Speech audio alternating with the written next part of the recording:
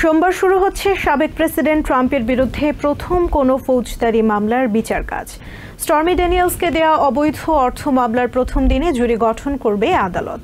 এর আগে ট্রাম্পের অ্যাটর্নিরা কয়েক দফায় মামলার বিচারিক কার্যক্রম পেছানোর আবেদন জানালেও তা নাকচ করে দিয়েছেন বিচারক হুয়ান মার্শান।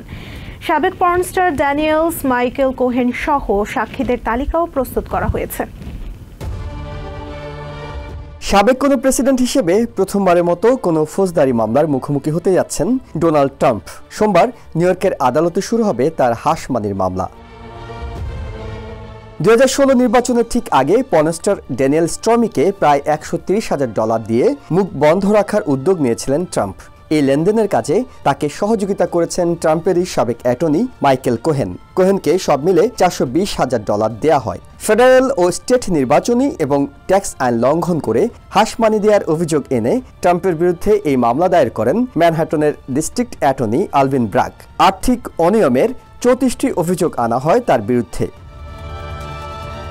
তবে শুরু থেকে মামলা পিছিয়ে দিতে বেশ কয়েকবার উদ্যোগ নেন ট্রাম্পের অ্যাটর্নিরা। তাদের যুক্তি, এর ফলে ট্রাম্প আদালতে সময় দিতে গিয়ে ব্যাহত হবে নির্বাচনের প্রচারণা। শেষ 3 দিনে ট্রাম্পের অ্যাটর্নিরা 3 বার বিচার পেছানোর মোশন করলেও প্রতিবারই তা নাকচ করা হয়। মামলার বাদী ম্যানহাটনের ডিস্ট্রিক্ট অ্যাটর্নি অফিস যুক্তি দেখায় নির্ধারিত সময়ে বিচার শুরুর ব্যাপারে পাবলিক ইন্টারেস্ট রয়েছে।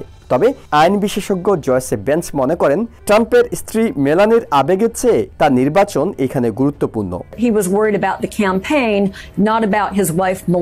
ট্রাম্পের অ্যাটর্নিরা তারিখ পেছানোর পাশাপাশি চেষ্টা করেছিলেন মামলাটি ডেমোক্র্যাট অধ্যুষিত ম্যানহাটন কাউন্টি থেকে সরিয়ে অন্য কোথাও নিয়ে যেতে। এক্ষেত্রে তাদের পছন্দ ছিল স্ট্যাটেন আইল্যান্ড, যেখানে শেষ 2 প্রেসিডেন্সিয়াল নির্বাচনে ট্রাম্প জয়ী হয়েছিলেন। কিন্তু সেই আবেদনও নাকচ করেছেন বিচারক। সোমবার প্রথম দিন গঠন করা হবে এই মামলার জুরি বোর্ড। 42টি প্রশ্নের মাধ্যমে 12 জন জুরিকে নির্বাচিত করা হবে। ট্রাম্প এবং অ্যাটর্নি অফিসের মতামতের ভিত্তিতে তাদের চূড়ান্ত করা হবে। If there's any reason that they are unable to serve, and that includes whether they believe that they can't be fair and impartial. মামলায় সাক্ষীদের তালিকাও প্রস্তুত করা হয়েছে। পর্ন তারকা ড্যানিয়েল স্টর্মি, সাবেক অ্যাটর্নি মাইকেল কোহেনের পাশাপাশি সাক্ষ্য দেওয়ার জন্য ডাকা হবে হোয়াইট হাউসের সাবেক কমিউনিকেশন ইনস্ট্রাক্টর হোপস হিক্স, ট্রাম্পের সাবেক White House secretary Madeleine Westerhout এবং ড্যানিয়েল স্টর্মি ও প্লেবয় মডেল ক্যারেন ম্যাকডুগালের অ্যাটর্নিকে। ম্যানহাটনের অ্যাটর্নি অফিস থেকে তাদের ডাকা হচ্ছে। Are witnesses that are expected to be witnesses for the Manhattan DA's office. এর মধ্যে ম্যানহাটন আদালতের বেসমেন্টে বিশেষ একটি আদালত কক্ষ প্রস্তুত করা হয়েছে। সাধারণত মামলার শুনানির আগে অ্যাটর্নিরা যেখানে অপেক্ষা করেন সেখানে বিচারক এবং অ্যাটর্নিদের জন্য আলাদা করে টেবিল চেয়ার বসে ট্রাম্পের মামলার জন্য আদালত কক্ষ স্থাপন করা হয়েছে, যেটি এর আগে কখনো হয়নি। বারাক ওবামার সময় হোয়াইট হাউসের ডেপুটি চিফ অফ স্টাফ মনে করেন পুরো বিষয়টি ঘটছে রাজনৈতিক ইগো থেকে।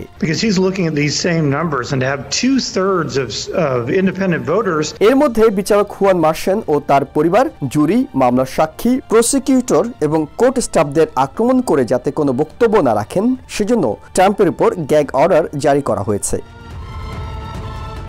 এহসান জুয়েল, TVN 24, নিউ ইয়র্ক।